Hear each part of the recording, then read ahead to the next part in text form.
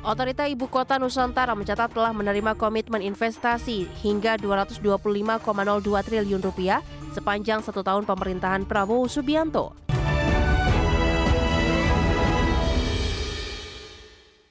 Otorita Ibu Kota Nusantara mencatat telah menerima komitmen investasi hingga Rp225,02 triliun sepanjang 1 tahun pemerintahan Prabowo Subianto. Ya, komitmen investasi tersebut berasal dari investasi swasta murni dan skema KPBU.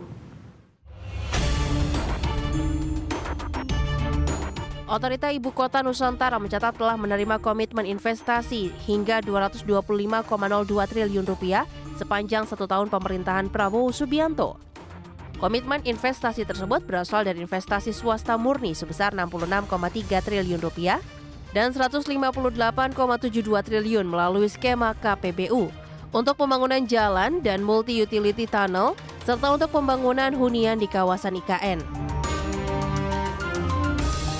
Dalam keterangan resminya, Kepala Otoritas IKN Basuki Hadi Mulyono menyebut komitmen investasi ini menunjukkan stabilitas ekonomi nasional yang terus tumbuh.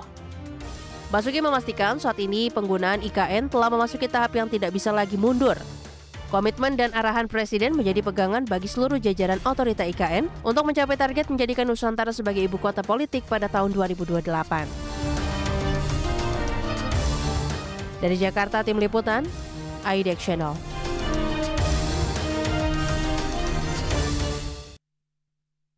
Kita awali dengan informasi pertama, pemirsa.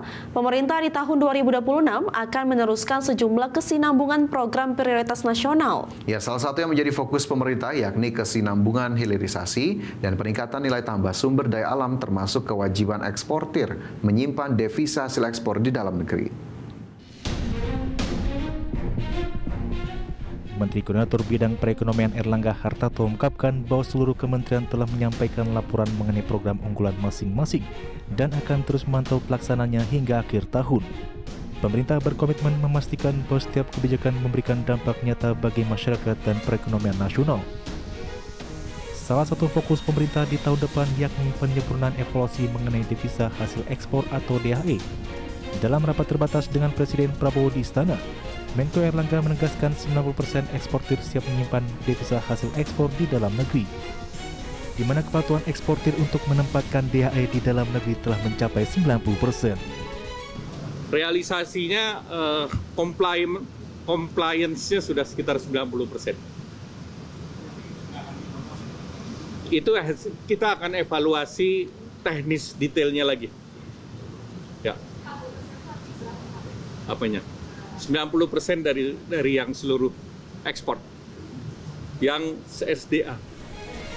Sebelumnya sejak Maret 2025, Presiden Prabowo Subianto menerbitkan Peraturan Pemerintah Nomor 8 Tahun 2025 yang mewajibkan penyimpanan devisa hasil ekspor sumber daya alam atau DHE SDA di dalam negeri. Melalui peraturan ini, pemerintah menetapkan bahwa eksportir di sektor pertambangan, perkebunan, kehutanan, dan perikanan wajib menempatkan 100% DHE SDA dalam sistem keuangan nasional selama 12 bulan dalam rekening khusus di Bank Nasional. Dari Jakarta, Tim Liputan, IDX Channel. Deputi Gubernur Bank Indonesia Destri Damayanti mengaku kebijakan penempatan devisa hasil ekspor selama ini tak mampu memperkuat cadangan devisa Indonesia. Permasalahan inilah yang kemudian membuat Presiden Prabowo Subianto beberapa hari terakhir meminta jajaran menterinya untuk segera mengevaluasi ketentuan DHE. Destri mengungkapkan bahwa kebijakan wajib parkir dolar hasil ekspor di dalam negeri itu telah dipenuhi secara baik oleh para eksportir. Tingkat kepatuhan mencapai 95%. Yang menjadi persoalan ialah penambahan likuiditas falas itu tidak serta-merta meningkatkan cadangan devisa karena falas itu dipakai langsung di pasar falas domestik sebagai tambahan pasokan semata. Tingkat kepatuhan dari eksportir dalam menjalankan ataupun memenuhi PP itu cukup malah sangat tinggi ya, 95%. Jadi artinya seluruh ekspor dari ekspor dari DHSDA yang mereka terima itu masuk ke Reksus yang khusus memang untuk penempatan DHE SDA.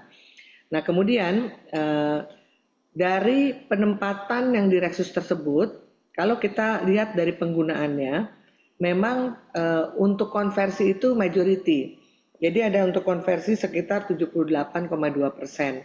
Jadi artinya dengan mereka melakukan konversi tentunya akan ada penambahan falas dolar dalam hal ini di pasar falas kita. Dan memang penambahan falas itu tidak langsung serta-merta akan meningkatkan cadangan devisa kita. Kenapa? Karena falas itu justru dipakai untuk menambah suplai falas. Kembali bersama kami, pemirsa. Menteri Koordinator Bidang Perekonomian Erlangga Hartarto menegaskan polemik mengenai restrukturisasi utang proyek kereta cepat Wush akan dibahas secara khusus bersama Presiden Prabowo Subianto.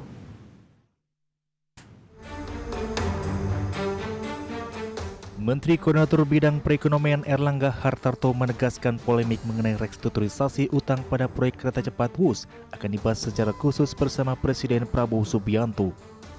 Meski demikian, Erlangga tidak menjelaskan kapan dan siapa saja yang akan diundang dalam rapat khusus tersebut. Adapun hingga kini pemerintah masih mengkaji dua opsi utama penyelesaian utang, yakni pelimpahan kewajiban kepada pemerintah atau penyertaan dana tambahan ke PT Kereta Api Indonesia. Namun pemerintah tetap mendorong dan antara mengambil peran utama dalam restrukturisasi utang yang bekerja sama dengan negeri tirai bambu tersebut. Sedikit Pak soal polemik utang Wush, Pak. Sempat dibahas nggak Pak polemik utang Wush? Itu nanti dibahas khusus. Maksudnya nanti akan ada ratas khusus Ada dengan Presiden? pembahasan khusus untuk itu. Dengan Presiden Pak? Ya, masih. Seperti diketahui, total investasi proyek kereta cepat Jakarta-Bandung menelan investasi hingga Rp121 triliun. Sebanyak 75% diantaranya dibiayai melalui pinjaman dari China Development Bank dengan bunga 2% per tahun. Dari Jakarta, Bagus Prasetya-Adi, Widi Permana, Tim Liputan IDX Channel.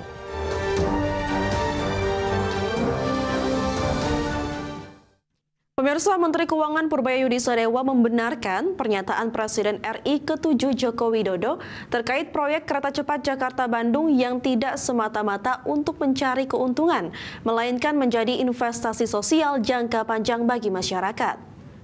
Menurut Purbaya, pembangunan kereta cepat Jakarta-Bandung memang memiliki misi pengembangan ekonomi wilayah. Namun saat ini, potensi ekonomi di sekitar kawasan stasiun dan jalur kereta cepat belum tergarap maksimal. Nantinya, jika potensi ekonomi di kawasan tersebut sudah tergarap, dampak ekonominya akan lebih terasa kepada masyarakat. Ada betulnya juga sedikit, karena kan sebetulnya ada misi regional development juga, Pak. Tapi yang regionalnya belum dikembangkan, mungkin di mana ada pemberhentian di sekitar jalur Wush supaya ekonomi sekitar itu mungkin dikembangkan ke depan. Jadi enggak. Ya, sebelumnya pemirsa, Presiden Indonesia ke-7 Joko Widodo menyebut proyek kereta cepat Jakarta-Bandung untuk mengatasi kemacetan di Jakarta dan Bandung, sekaligus meningkatkan produktivitas masyarakat, dan Jokowi menolak jika ada yang beranggapan Wush mengalami kerugian. Terkait polemik utang Wush yang kian membengkak, Jokowi menyebut utang tersebut bisa berkurang seiring berjalannya waktu. Transportasi massal, transportasi umum itu tidak diukur dari laba, tetapi adalah diukur dari keuntungan sosial.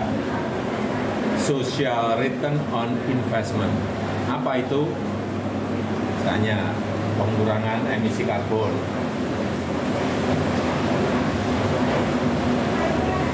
produktivitas dari masyarakat menjadi lebih baik.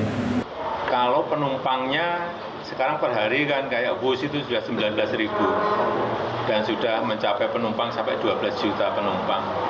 Itu kalau setiap tahun naik orang berpindah, ya kerugiannya akan semakin mengecil.